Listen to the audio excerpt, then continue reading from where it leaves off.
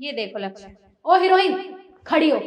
अरे अंधी के साथ साथ बहरी भी है क्या? तुझे मैंने बोला यहाँ से खड़ी हो, मतलब खड़ी हो ना, खड़ी हो। यू मीन ये किस तरह से बात कर रही हो तुम मुझसे?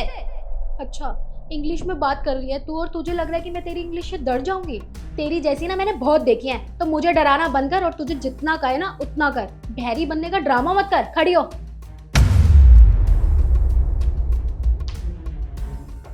ये क्या बदतमीजी है और किस तरह से बात कर रही हो तुम? अरे तुम्हारी हिम्मत कैसे हुई इस तरह से बात करने की?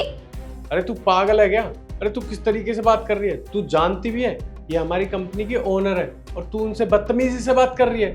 अरे मुझे बहुत अच्छे से पता है कि इससे कैसे बात करनी है और कैसे नहीं करनी, तो तू हमारे बीच में ना बोले ना तो तेरे लिए बेटर होगा। और तू, मुझे ना बहुत अच्छे से पता है तेरी जैसी से ना कैसी बात करते हैं। अरे तुम्हारी ना औकात ही ऐसी होती है, तुझ जैसी से ना ऐसी ही बात करनी चाहिए मुझे। क्या कहा तुमने? मेरी तुम्हारे सामने कोई औकात नहीं है? तुम मेरी औकात की बात कर रही हो? अरे अगर मैं चाहूँ ना तो 1 सेकंड के अंदर तुम्हें यहाँ से बाहर फिकवा सकती हूँ। क्या कह रही है कि तू मुझे अपनी कंपनी से बाहर फेंकवा सकती है? लेकिन सॉरी, तू ना ऐसा नहीं कर सकती क्योंकि तू डरती है मुझे निकालने से। अगर तूने मुझे निकाल दिया तो तेरी कंपनी तो आसमान से नीचे जमीन पे आ जाएगी, सीधा जीरो हो जाएगी। अच्छा, तो तुझे ऐसा लगता है कि मैं तुम्हें यहाँ से बाहर निकाल दूंगी तो मेरी कंपनी बंद हो जाएगी? ऐसा लगता नहीं है, ऐसा है। मेरे यहाँ जाने से ना तेरी कंपनी बंद हो जाएगी। देख रहे हो लक्ष्य, ये कितनी बदतमीजी से मुझसे बात कर रही है। अरे जिस लड़की की आज तक मेरे सामने जबान तक नहीं खुलती थी, वो आज मुझसे तू तड़ाक से बात कर रही है। सही कह रहे हो मैम। इस लड़की को मैंने आज तक कहीं भी किसी से फालतू बोलते हुए नहीं देखा और ना किसी से उल्टा बोलते हुए, पर आज पता नहीं इसको क्या हो गया। अरे तू पागल है क्या? तू किस तरीके से बात कर रही है? मुझे बहुत अच्छे से पता है, तो मुझे बताने की ना जरूरत नहीं है और तू चुपचाप ही खड़ा रह। और तू डर गई, निकाल नहीं पाई मुझे? क्या खड़ी है, क्या हमारी बातें सुन रही है? निकाल ना मुझे कंपनी से। बिल्कुल भी नहीं, मैं तुम जैसों से डरती नहीं हूँ। और तूने क्या कहा, तुझे यहाँ से बाहर निकालूं?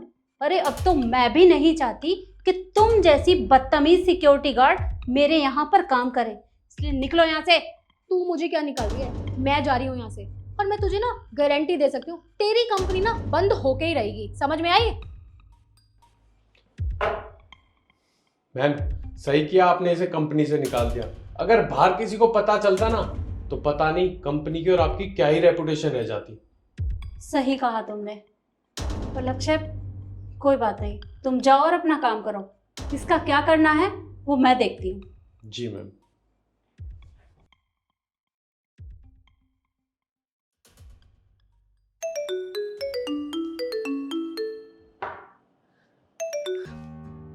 जी डॉक्टर साहब। डॉक्टर साहब देखिए, मैं आपके आगे हाथ जोड़ती हूँ, आप मेरी माँ का इलाज शुरू कर दीजिए। देखिए मैं पैसों का इंतज़ाम कर लूँगी और शाम तक मैं गाँव भी पहुँच जाऊँगी, पर प्लीज़ आप मेरी माँ का इलाज शुरू कर दीजिए। उनको कुछ नहीं होना चाहिए। जी डॉक्टर साहब, आप बिल्कुल चिंता मत कीजिए, मैं बस गाँव आती हूँ।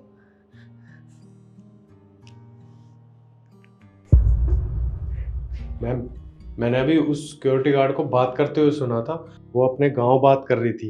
मैंने सुना उसकी माँ की तबीयत बहुत ज़्यादा खराब है। अच्छा, अब मुझे समझ में आया कि उसने ऐसा क्यों किया। 1 मिनट रुकना। केशव, बाहर इशू होगी, उसे अंदर भेजना अभी।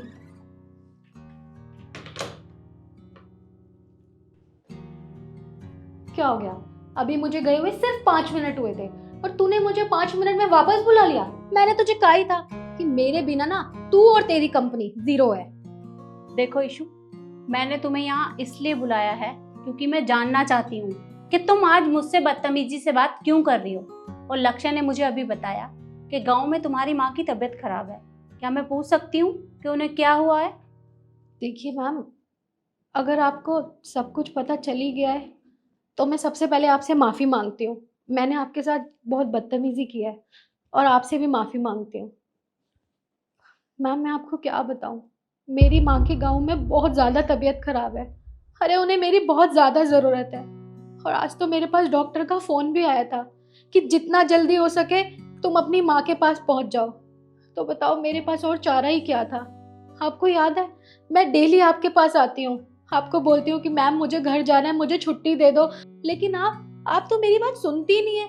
आप मुझे कहती है ईशु कल आना, परसों आना, आज मैं बिजी हूँ, कल बात करते हैं। तो बताओ मेरे पास और क्या चारा रह गया? अरे ऐसी कमाई का क्या फायदा जो मैं अपनी माँ के पास नहीं जा सकती, जो मैं उनका ध्यान नहीं रख सकती। पर ईशु, ये बात तुम्हें मुझे बतानी चाहिए थी ना। तुमने मुझे तो नहीं बताया ना कि तुम्हारी माँ की तबीयत खराब है। अगर तुम मुझे बताती तो मैं तुम्हें छुट्टी दे देती।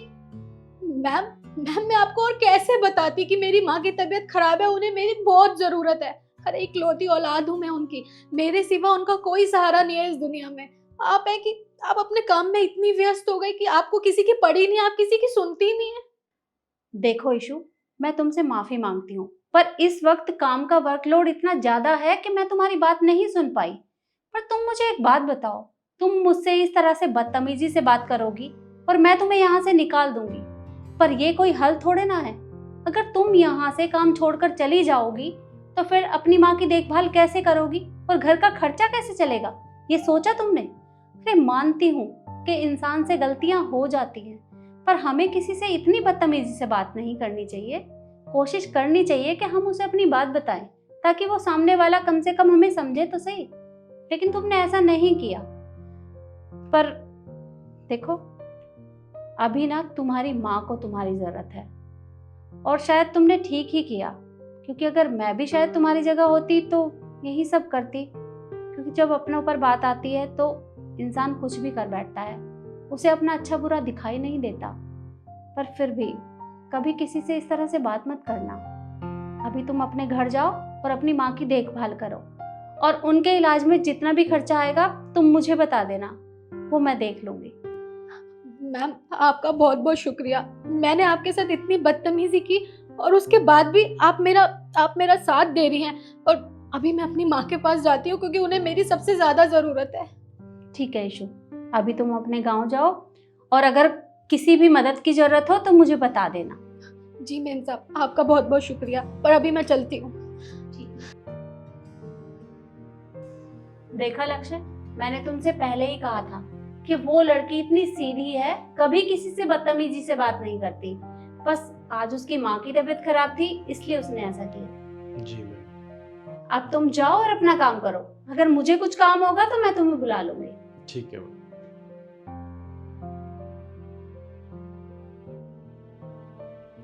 तो देखा आपने, इंसान जज्बातों में आकर गलत फैसले ले लेता है, पर मेरी आपसे यही विनती है कि कभी भी कोई फैसला ऐसे जल्दबाजी में ना लें, सोच समझकर फैसला लें। और वीडियो आपको कैसी लगी कमेंट में जरूर बताएं और ज़्यादा से ज़्यादा शेयर करें। धन्यवाद।